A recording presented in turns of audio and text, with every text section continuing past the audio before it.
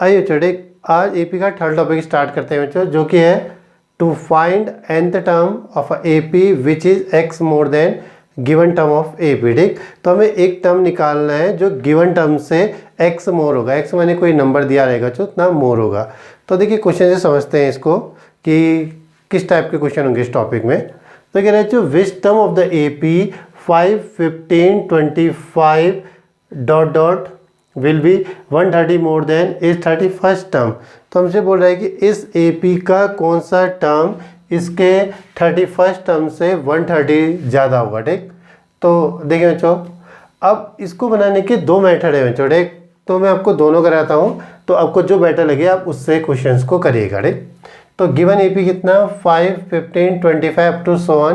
तो इसमें ए first term कितना है जो हमारे पास फर्स्ट टर्म है 5 एंड जो कॉमन डिफरेंस है ये हो जाएगा a2 माइनस a1 15 माइनस 5 यानी कि 10। तो पहले हम क्या करते हैं बच्चों, उस टर्म की वैल्यू निकालते हैं जिससे मोर देन आपसे पूछा जा रहा है बच्चों। ठीक, तो वो टर्म क्या है 31st टर्म। तो a 31 की वैल्यू क्या हो जाएगी बच्चों a प्लस 30d। तो a मीन्स 5 प्लस 30 इंटू 10, तो 5 प्लस 300 तो हो जाएगा जो 305। ठीक, तो ये है जो हमारे पास A31 की वैल्यू। तो क्वेश्चन क्या बोला था बच्चों 130 मोर देन 31st टर्म। ठीक, वो टर्म निकालते हैं बच्चों जो इसके 31st टर्म से 130 ज़्यादा है। ठीक, तो नाउ कितना 130 मोर देन 31st टर्म। ठीक, तो उस टर्म की वैल्यू कितनी होगी बच्चों जो 130 ज़्यादा होगा 31st टर्म से। ठीक, तो उसकी वैल्यू क्या हो जाएगी बच्चों 130 प्लस 305 यानी कि 5, 3 एंड 4। देखिए अब हमें फाइंड करना है कि बच्चों ये 435 इस एपी का कौन सा टर्म है। तो ये हमारा टॉपिक सेकंड था, जो हमने सेकंड टॉपिक में देखा था कि हमें कोई टर्म दिया रहता था तो हम n फाइंड करते थे कि कौन से नंबर का टर्म है। ठीक, तो हम मान लेते हैं बच्चों लेट an इक्वल्स टू 435। तो मीन्स बच्चों कितना a plus n minus 1 into D equals to 435। a की जगह कितना आ जाएगा बच्चों 5 plus n minus 1 into D कितने का है बच्चों 10 का इक्वल टू 435। तो ये कितना हो जाएगा बच्चों n minus 1 into 10 equals to 435 minus 5। तो n minus 1 into 10 equals to 430। तो ये जाएगा जो n minus 1 equals to 430 by 10।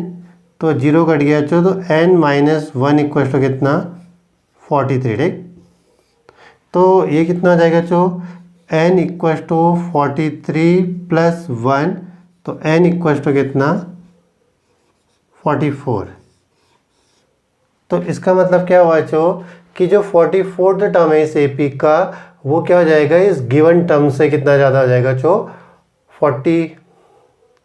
तो इसका मतलब क्या हुआ जो 44th टर्म है इस एपी का वो इसके 31st टर्म से कितना ज़्यादा होगा 130 ज़्यादा होगा। ठीक, तो हम लिखते हैं हैंस कितना जो 44th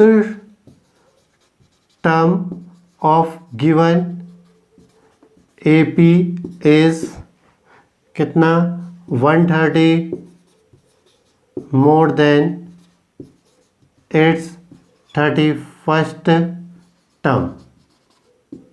सही, तो ये है आपका इस क्वेश्चन को सॉल्व करने का पहला मेथड है। छोटे अब ये इसलिए बढ़िया है जो कि इससे आपके पहले के दो टॉपिक आपके कवर हो जाएंगे। ठीक, पहला कि हमें किसी एक टर्म की वैल्यू निकालनी थी, हमारा पहला टॉपिक था कि आपको एपी दी होगी कोई टर्म फाइंड करो, और फिर दूसरे में क्या है जो आपको एक टर्म दे रखा है उसके लिए आपने क्या निकालना है n निकालना है। ठीक, तो एक बार पूरे को दोबारा से मैं आपको जल्दी से समझा देता हूँ बच्चों। तो क्वेश्चन क्या बोल रहा था बच्चों कि इस एपी का कौन सा टर्म इसके 31st टर्म से 130 ज़्यादा होगा। ठीक, ए आपने निकाला, डी आपने निकाला। ठीक, तो सबसे पहला काम करेंगे हम वो टर्म फाइंड करेंगे जिससे मोर देन पूछ रहा है। ठीक, तो इसमें 31st टर्म क्या था बच्चों, तो 31st टर्म की वैल्यू कितनी a प्लस 30d। ए और डी को रखा हमने, तो हमारा आंसर आया 305। तो हम देखते हैं कि इस 305 से 130 ज़्यादा जो टर्म है उसकी वैल्यू कितनी होगी बच्चों। ठीक, तो हमने क्या निकाला 130 more than is 31st term means 130 + 305 यानी कि वो टर्म कितना है बच्चों 435। तो असल में मुझसे क्वेश्चन पूछ रहा है कि इस AP का कौन से नंबर का टर्म 435 है। तो हम क्या मान लेंगे an 435 मान लेंगे। तो an का फॉर्मूला लगा दीजिए जो a + n-1 × d, ये कितना है 435। तो हमने इसको सॉल्व किया तो हमें पास n कितना आ गया 44। तो इसका मतलब कि 44th term of given AP is 130 more then it's 31st term. तो अब सेकंड मेथड देखते हैं जो, तो ये तो सेम ही रहेगा जो a कितना है हमारे पास a 5 है और d 10 है। ठीक, तो हम इसमें मान लेते हैं जो let nth term of given AP be 130 more than its 31st term. हम मान लेते हैं कि इस AP का जो nth टर्म है वो उसके 31st टर्म से 130 ज़्यादा है बच्चों। ठीक, तो देयरफॉर कितना हो जाएगा जो an कितना हो जाएगा a 31 + 130 सही। तो nth टर्म की वैल्यू जो a + n-1 × d equals to a + 30 d + 130। ठीक है बच्चों, तो यहाँ पर nth टर्म की वैल्यू रख दी है जो आपने a 31 की वैल्यू क्या हो जाएगी a + 30 d 130 हमारे पास है। ठीक, तो हमें इस n को फाइंड करना है इस पूरी इक्वेशन से। तो a से a कैंसिल हो गया बच्चों, तो ये क्या बचा n-1 d हमको 10 दे रखा है बच्चों, तो हो जाएगा 30 × 10 + 130 बच्चों। ठीक, तो ये कितना हो जाएगा n-1 × 10, तो हो जाएगा 300 + 130। तो n-1 × 10 इक्वल्स टू 430। तो n-1 इक्वल्स टू कितना 430/10, 0 कट गया चो, तो ये कितना बचेगा चो n-1 इक्वल्स टू 43। तो n इक्वल्स टू कितना 43 + 1, तो n इक्वल्स टू 44। तो यही चीज़ है छोटे। तो हम इससे क्या कह सकते हैं कि hence 44th term of given AP is 130 more than is 31st term. ठीक, तो सेकंड वाला मैटर थोड़ा छोटा है जो as compare to first, but first वाले को करने से एक फ़ायदा ये होता है कि आपके पहले के दोनों टॉपिक क्लियर हो जाते हैं छोटे। तो हो पाए तो आप अगर आपके पास टाइम हो तो दोनों मैथड से बनाइएगा, लेकिन जब भी एग्जाम में आए तो आप सेकेंड मैथड पर जाइएगा छोटे। अब एक छोटी सी चीज़ समझिए, इस स्टेप को ध्यान से देखिए छोटे, जो ये वाला स्टेप है। यहाँ पर एक चीज़ आप अलग से कर सकते हैं जो वो मतलब सब क्वेश्चंस में होंगे इस टाइप के छोटे। तो देखिए जैसे यहाँ पर कॉमन डिफरेंस d यहाँ पर 10 है ना, तो यहाँ तो मल्टीप्लाई में है, तो आप यहाँ से भी 10 कॉमन कर सकते हैं राइट हैंड साइड से। तो ये कितना हो जाएगा n-1 × 10, तो यहाँ से 10 कॉमन लेने पे कितना हो जाएगा 30 + 13। तो देखिए इन दोनों से बच्चों यहाँ से 10 नहीं जाएगा। ठीक, मल्टीप्लाई तो इससे इसमें से एक से आपने 10 लेना पड़ेगा। ठीक, तो यहाँ पर 30 बचा और वहाँ 13। ठीक, तो आप इस 10 से इस 10 को काट सकते हैं। तो n-1 इक्वल्स टू 43, तो 1 यहाँ चले जाएगा तो n इक्वल्स टू 44। तो देखिए यहाँ पर तो 10 था मल्टीप्लाई में, तो इसमें ज़्यादा वो पता नहीं चल रहा है कि ये कुछ मतलब इससे बेटर है। लेकिन अगर कोई नंबर हो बच्चों 10 के अलावा इसको मल्टीप्लाई में थोड़ा सा परेशानी हो तो वहाँ पर आपको ये बहुत हेल्प करता है। और ये ऑलवेज होता है छोटे, जब भी आप यहाँ से d कॉमन करके लाएंगे जो भी कॉमन डिफरेंस होगा तो वो हमेशा कटेगा यहाँ से। ठीक, तो आप इस स्टेप के बाद यहाँ पर लाएंगे तो बहुत बढ़िया आपका कैलकुलेशन बच जाएगी छोटे। तो कोशिश करिए कि आप इसको बनाएं। तो बढ़िया जो दोनों मेथड है। अब हम सेकंड मेथड को लेकर आगे बढ़ते हैं छोटे। चलिए एक दो क्वेश्चन और देखते हैं इसके। तो ऐसा एक और क्वेश्चन देखिए बच्चों, ये कह रहा है which term of the AP। ठीक, AP दे देगा आपको 3, 10, 17 विल बी 84 मोर देन इस 13th टर्म। ठीक, तो इस AP का कौन सा टर्म उसके 13 टर्म से 84 ज़्यादा होगा छोटे। तो इसको हम सेकेंड मेथड से बना रहे हैं जिससे पहले हमने डिस्कस किया था छोटे। तो गिवन AP बच्चों, तो AP हमारे पास क्या है जो 3, 10, 17। ठीक, तो A कितना 3, D equals to 10 - 3 which is 7। ठीक, तो हम क्या लिख देते हैं बच्चों, लेट nth टर्म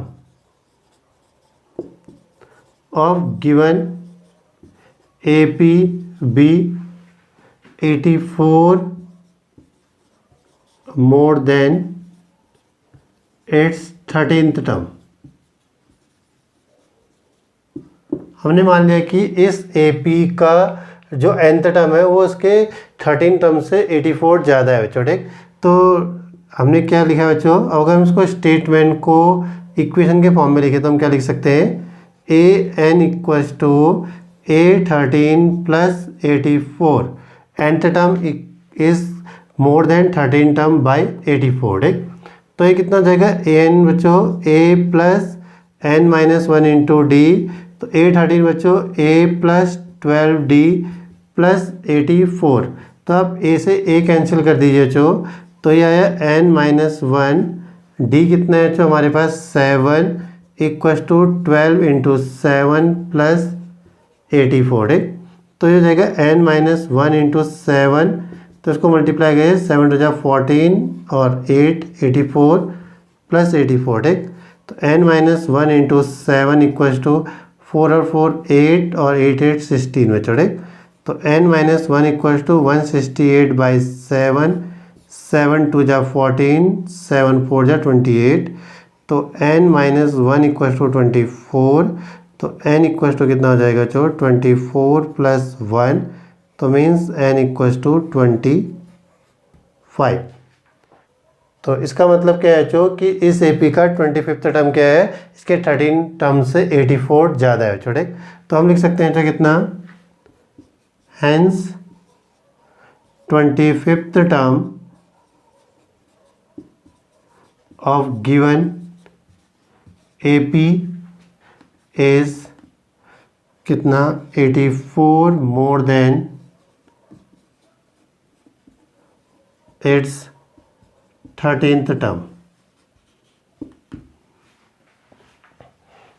तो ये अच्छे से क्वेश्चन है बच्चों, और 2 क्वेश्चन काफ़ी हैं शायद आपको इस टॉपिक को समझने के लिए।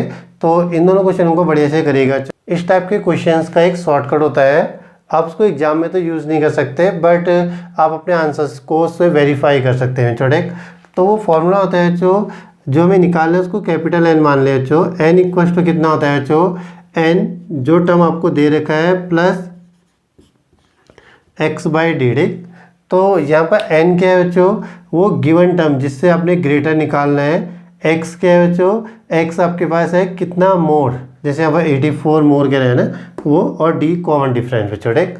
तो अगर हम इसको सेकंड क्वेश्चन में अप्लाई करें बच्चों, ठीक, जैसे सेकंड क्वेश्चन था, अगर इसमें अप्लाई करें बच्चों तो ये कितना हो जाएगा, n जो हमारा आंसर होगा कितना होगा, n कौन सा टर्म बच्चों, इसमें दिया था 13 टर्म, ठीक। तो 13 x मीन्स कितना मोर, तो x क्या है बच्चों 84, और कॉमन डिफरेंस कितने का बच्चों 7 का, ठीक। तो 7 12 जा, तो 13 प्लस 12 यानी कि 25, ठीक। तो आपका इसका आंसर 25 ही आया था। 25th टर्म उसका क्या था, 84 मोर था 13 टर्म से, ठीक। तो इसे पहले क्वेश्चन में अप्लाई करें तो जो n इक्वल टू कितना हो जाएगा, अब इसके लिए n कितना है जो कितना मोर देन था, वो किस टर्म से ज़्यादा पूछा था, वो 31st टर्म से, तो 31 कितना मोर बच्चों 130, और कॉमन डिफरेंस कितने का है जो आपका 10 का, ठीक। तो इससे कट जाएगा जो 31 प्लस 13, ठीक। तो ये जाएगा 44, ठीक। तो 2 लाइन में ही आपका आंसर आ जाता है, ठीक। अब आप लोग सोचेंगे अच्छा जब हम एग्जाम में यूज़ ही नहीं करते तो इनका फ़ायदा क्या हुआ, ठीक। तो एक फ़ायदा तो ये है कि आप आंसर चेक कर सकते हैं। दूसरा फ़ायदा ये भी है कि कभी टीचर आपको उठा दें और पूछें कि इसका आंसर बताइए, ठीक, कितना आएगा करके, ठीक। तो आप क्या कर सकते हैं, बिना सॉल्व करे 1 मिनट में इसका आंसर बता सकते हैं, ठीक। तो ये बढ़िया सा है, तो कोशिश करिए इसको सॉल्व करिए। अब इस वीडियो के लास्ट में आपको एक सीट मिलेगी बच्चों इसकी, तो कोशिश करिए कि उसके क्वेश्चन सॉल्व करिए और उसके आंसर मुझे कमेंट में लिखिए। अगर आपको किसी भी क्वेश्चन में प्रॉब्लम है तो आप उस कमेंट में मुझसे पूछ सकते हैं, ठीक। तो मैं कोशिश करूँगा कि मैं आपको उसको डाउट को क्लियर कर पाऊँ, ठीक। तो थैंक यू बच्चों, और बच्चों खुश रहिए, पढ़ते रहिए और अपना ध्यान रखिए, ठीक। तो ठीक है बच्चों, नेक्स्ट वीडियो में मिलते हैं।